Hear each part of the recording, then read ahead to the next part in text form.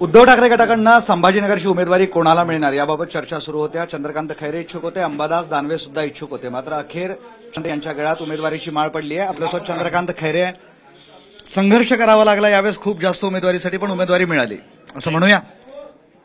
संघर्ष काहीच करावा लागला। जसे आता बाकीच्या पक्षाच्या लोकांनी गाड्या भरून इकडे भरून, जो आमच्याकडे गद्दार होता तो नाशिकवाला, तो गाड्या भरून ते बदला, असं काहीच करावं लागलं। शिवसेनेमध्ये तसं काही नाही।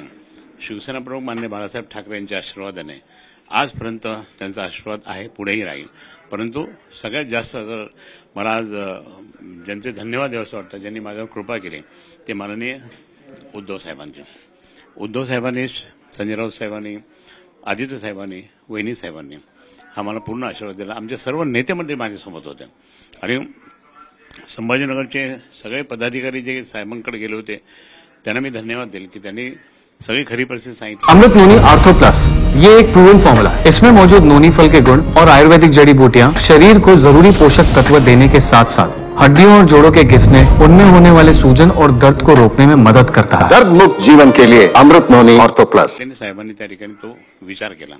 मी या ठिकाणी हे सांगेल की आमच्या सगळ्या इथे आता जोरदारपणे आम्ही काम करणार आणि समोर कोणी असू द्या, कोणी असतं समोर, आम्ही 100% त्या ठिकाणी 1,00,000% एक आम्ही जिंकणार म्हणजे जिंकणार। यावेळी उमेदवारीबाबत थोडे भावुकही होते तुम्ही जास्त, आणि जेव्हा घोषणा झाली तेव्हाही तुमच्या डोळ्यात पाणी आलं, असं का हो?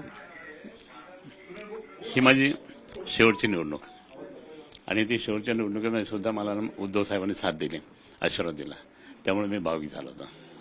आणि मी सांगतो म्हणजे मी मातोश्रीचा कडवट शिवसैनिक आहे पहिल्यापासून, अगदी लहानपणापासून, आणि आज त्या दृष्टिकोनातून म्हणजे मला एकनिष्ठतेचं मला फळ मिळालं। म्हणजे एकनिष्ठ उद्धव साहेबांच्या पाठीमागे होतो, मजबूत नाही, कोणी काही झालं तरी काही नाही। हे किती दादागिरी केली इथे, संभाजीनगरची दादागिरी त्यांना महागच पडेल।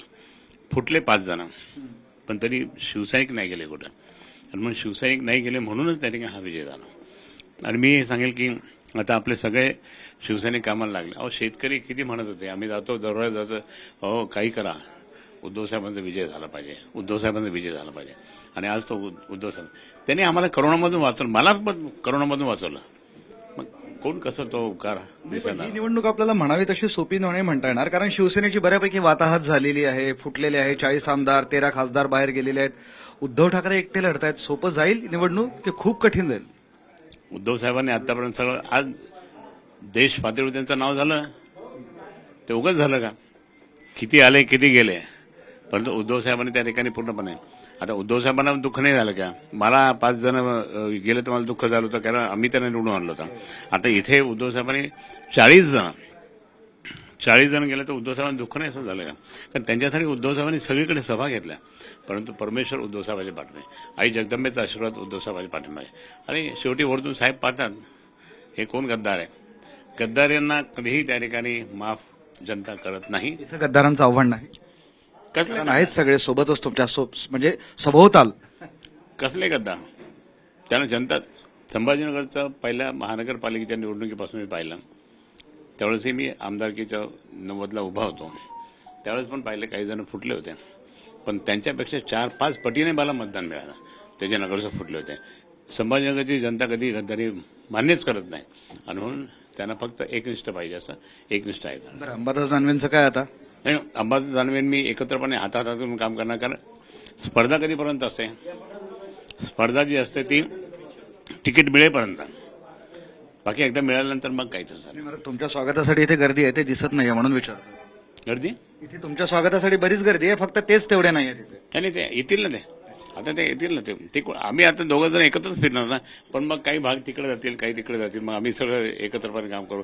काही जण त्या ठिकाणी इकडे, आता दिशा खूप 20 लाख मतदार आहे ना, मग काही ना इकडे, काही ना तिकडे, काही ना तिकडे, असं। ज्यांनी तुम्हाला पराभूत केलं ते इम्तियाजही रिंगणात आहेतच, त्याचा काही विषयच नाही आता, कुछ अभी सब्जेक्ट नाही उसका। मतदारांकडनं एक अखेरचा प्रश्न विचारतोय, का त्यांनी निवडून द्यावं तुम्हाला? मतदारांनी मला स्वतः त्या ठिकाणी खूप आग्रह करून त्या ठिकाणी तिकीट घ्या म्हणून सांगितलं, कारण पूर्ण 5 वर्ष जे काही वाहतात लागली आहे जिल्ह्याची, त्यामुळे जनतेला हे मान्य नव्हतं। जनतेला जे चुकून निवडून आले एक दुसरे इकडे राज्यसभेत होते, एक लोकसभेत होते. कुठलंही काही काम सेंट्रल गव्हर्नमेंटचं झालेलं नाहीये. हे काम त्यांना कोणाला जमलंच नाही. दोघांना पण, जरी राज्यमंत्री असतील किंवा काय असतील, तर ते कधी जमलंच नाही त्यांना. आणि म्हणून हा दृष्टिकोन जर पाहिला तर मीच जे काम सुरू केलं होतं तेच मला पूर्ण करायचं. म्हणजे 5 वर्षात ते काम झालं नाही आणि मग ते पूर्ण करायचे असे खूप कारण आहेत.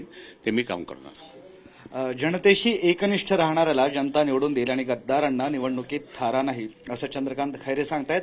आणि याच उमेदीवर ते आपल्या विजयाचा विश्वास सुद्धा व्यक्त करतायत. व्हिडिओ जर्नलिस्ट मोहम्मद तौफिकसह मी विशाल करोळे, झी मीडिया, छत्रपती संभाजीनगर.